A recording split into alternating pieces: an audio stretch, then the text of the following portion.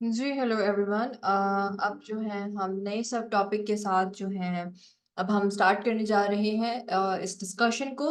और नया जो सब टॉपिक है वो क्या है? $1 टू रूल देम ऑल।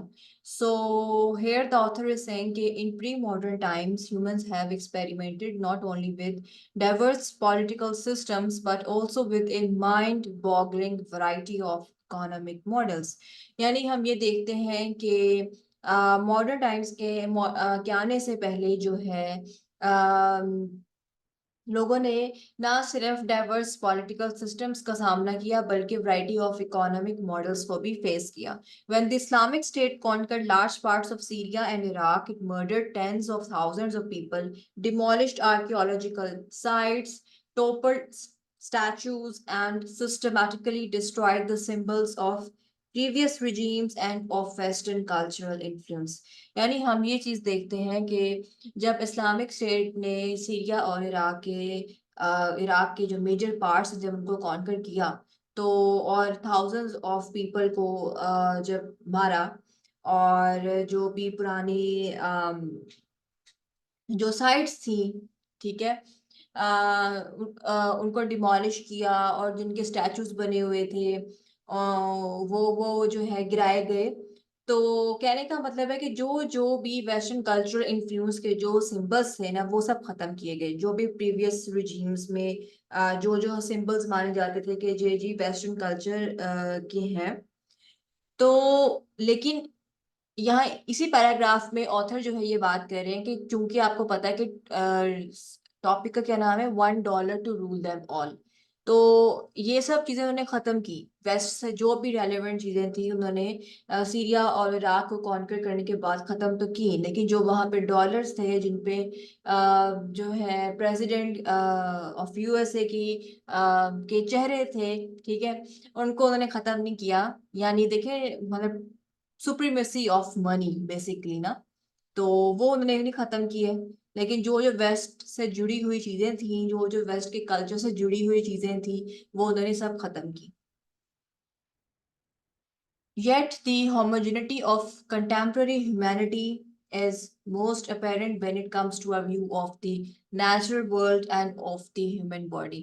यानी जब हम बात करते हैं मौजूदा तौर पर जो होने वाली इंसानियत की, तो उसमें जो है नेचुरल वर्ल्ड का और जो इंसानी बॉडी है उसमें हमें जो है वो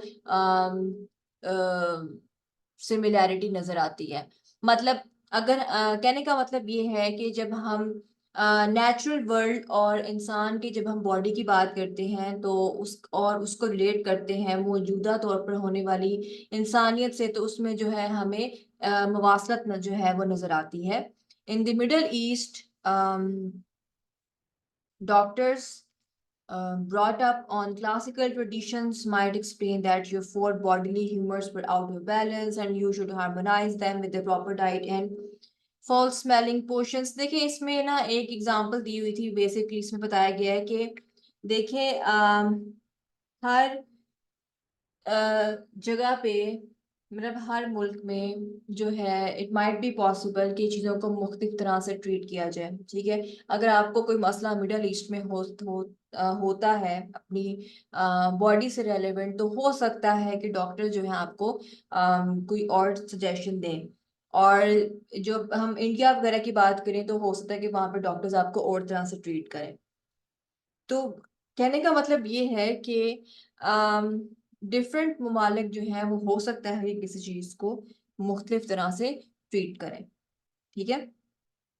ये खैर चीजें नोट करने वाली नहीं है, ये जस्ट वैसे ही आपको एक ओवरव्यू दिया जा रहा है कि क्या क्या दुनिया में होता है। Today if you happen to be sick it makes much less difference where you live. अच्छा, अब वो जो प्रीवियस बात थी जो पहले जो यहाँ पर बात की गई है, वो जस्ट एक एग्जाम्पल के तौर पर बताया गया है कि पुराने जमाने में इट माइट बी पॉसिबल कि चीज़ों को जो है वो मुख्तलिफ तरीके से ट्रीट किया जाता है, किसी बीमारी को मिडल ईस्ट में कहीं और, इंडिया में कहीं और। लेकिन अब टेक्नोलॉजी की आमद से और जैसे हम ये ग्लोबलाइजेशन वाले दौर में हैं, तो चीज़ों को हो सकता है कि अब एक तरह से ट्रीट किया जाए, ठीक है। यानी जो इलाज इंडिया में हो रहा है वही मिडल ईस्ट में हो। 1000 years ago every culture had its own story about the universe and about the fundamental ingredients of the cosmic soup। यानी हमें पता है अच्छे तरीके से कि हजारों साल पहले हर किसी के अपने अपने ख्यालात थे यूनिवर्स के क्रिएशन के बारे में। ठीक है कि कैसे ये यूनिवर्स बना है, इसमें कौन कौन सी चीजें ऐड हुई, किन चीजों से मिलकर यूनिवर्स बना।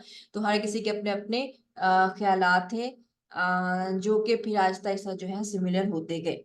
People still have different religions and national identities, लेकिन यूनिवर्स के हवाले से जब एक तरह के ख्यालात हो गए, मौजूदा दौर में हम ग्लोबलाइज दौर की अगर हम बात करें, लेकिन हम ये देखते हैं कि लोगों के अभी भी मुख्तलिफ मजाहिब हैं और मुख्तलिफ जो है उनकी नेशनल आइडेंटिटीज हैं।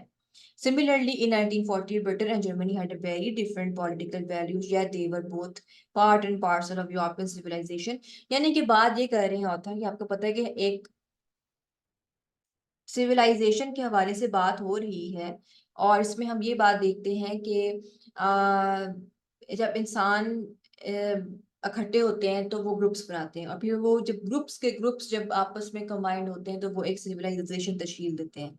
और जरूरी नहीं कि सिविलाइजेशन में रहने वाले लोगों की सब चीजें जो हैं सेम हों, लेकिन कुछ उनके ऐसे ट्रेड्स होते हैं जो कि सेम होते हैं, और वो जो उनके ट्रेड सेम होते हैं वो उनको एक सिविलाइजेशन में तश्कील देते हैं, चाहे उनके पॉलिटिकल वैल्यूज डिफरेंट हों। मिसाल हमारे सामने 1940 में ब्रिटेन एंड जर्मनी की आती है। उनके डिफरेंट पॉलिटिकल वैल्यूज थी, लेकिन yet they were both part and parcel of European civilisation. Let me tell you guys कि आपको कहीं कोई ईडियम नजर आता है, पार्ट एंड पार्सल इस तरह का कोई वर्ड है, आप इसको सर्च करेंगे तो आपको गूगल खुद बताएगा कि ये एक ईडियम है, तो वो आप अपनी वोकैबुलरी में एज एन ईडियम भी आप लिख सकते हैं कि ये आपकी वोकैबुलरी भी साथ साथ इंक्रीज हो रही है। Part and parcel is very important word when it comes to the paper of English pressing. Identity is defined by conflicts and dilemmas more than by arguments। आपसे कोई वैसे जनरल क्वेश्चन पूछे कि आइडेंटिटी क्या है, हम अक्सर ये टर्म यूज कर रहे होते हैं ना, नेशनल आइडेंटिटी, फलाना आइडेंटिटी। तो अगर कोई आपसे पूछे कि आइडेंटिटी को आप डिफाइन कैसे करते हैं, तो सिंपल सा वर्ड मतलब है कि आइडेंटिटी जो होती है वो जो जो कॉन्फ्लिक्ट्स हैं और जो डायलेमास होते हैं उसे डिफाइन होती है रादर देन के एग्रीमेंट्स। यानी कि आप जो हैं किन चीजों पर आपका जो है ज्यादा इख्तलाफ है, वो आपकी एक आइडेंटिटी है। सही है। तो आप यहाँ पे एक वर्ड है डेलेमास, हो सकता है कि आप लोगों को इसका मतलब पता ना हो। अगेन आप इसको सर्च करें और अपनी वोकैबुलरी बुक का पार्ट बनाएं, जैसे कि मैंने आप लोगों को स्केड्यूल में बताया हुआ है। Whatever changes await us in the future, they are likely to involve a fraternal struggle within a single civilization rather than a clash between alien civilizations। Fraternal एक वर्ड आपको नजर आ रहा है, इसको आप प्लीज सर्च कीजिए और अपनी वोकैबुलरी का पार्ट बनाएं। और यहाँ पे ऑथर क्या बात कर रहे हैं कि जो अब जो जो भी फ्यूचर में अब होने वाला है, ठीक है, they are likely to involve a fraternal struggle within a single civilisation rather than a clash between alien civilization। सीधी सी बात है कि आगे आने वाले वक्तों में हम ये नहीं देखेंगे कि भी सिविलाइजेशन के दरमियान क्लैश आ रहा है। जैसे कि क्लैश ऑफ सिविलाइजेशन आपको पता है बड़ा हॉट टॉपिक है when it comes to CSS exam, but the author here is saying कि इन अपकमिंग फ्यूचर जो हम देखेंगे वो ये है कि सिंगल सिविलाइजेशन जो होगी ना उसमें कैसे मसलों को टैकल किया जाएगा, क्योंकि पहले हम कहते थे कि दो सिविलाइजेशन जो है वो आपस में क्लैश करेंगी और मसले मसाइल क्रिएट होंगे, लेकिन अब आगे बात जो है वो सिंगल सिविलाइजेशन पर आ गई, और सिंगल सिविलाइजेशन के अंदर भी जो है कुछ मसले क्रिएट होंगे, तो उनके उन मसलों को हैंडल करने के लिए जो है डिबेट्स होंगी। लेकिन और मसले क्रिएट हो भी रहे हैं अगर हम देखें तो। सही है। Might a return to traditional nationalism be the solution to a desperate global crisis। और हम ये देखते हैं कि ग्लोबलाइज्ड वर्ल्ड में हमारा इकोलॉजिकल सिस्टम जो है वो कोलैप्स हो रहा है। ठीक है, विद मोर कैपिटलिज्म, जहाँ पे जो है एक्यूमुलेशन ऑफ वेल्थ जो है वो कुछ लोगों के हाथ में हो रही है, बाकी लोग गरीब हैं। उस तरह से उनका लिविंग स्टैंडर्ड नहीं है जितना कि वो जो अमीर दुनिया के अमीर 10% लोगों का है। और साथ ही साथ हम ये चीज़ भी देखते हैं कि उसे जो है इंडस्ट्रियलाइजेशन, रैम्पेड इंडस्ट्रियलाइजेशन से क्या हो रहा है कि बहुत ज़्यादा जो है हम हमें नज़र आ रहा है कि ग्लोबल वार्मिंग हो रही है, एनवायरमेंटल इश्यूज हो रहे हैं, तो अगर इस तरह के इश्यूज क्रिएट हो रहे हैं ग्लोबलाइजेशन से, तो ऑथर ये बात कह रहे हैं कि फिर हम क्यों नहीं ट्रेडिशनल नेशनलिज्म की तरफ चले जाते। हो सकता है कि जो हमारे लिए इतने ग्लोबल क्राइसिस हो रहे हैं उसका कोई हल निकल आए। ठीक है, तो अब वो नेशनलिज्म के बारे में अगले चैप्टर में बात करेंगे, जो कि हमारा चैप्टर नंबर 7 होगा। सो नेक्स्ट वीडियो में हम चैप्टर नंबर 7 जो है उसको हम डिस्कस करेंगे। So stay tuned. Thank you so much.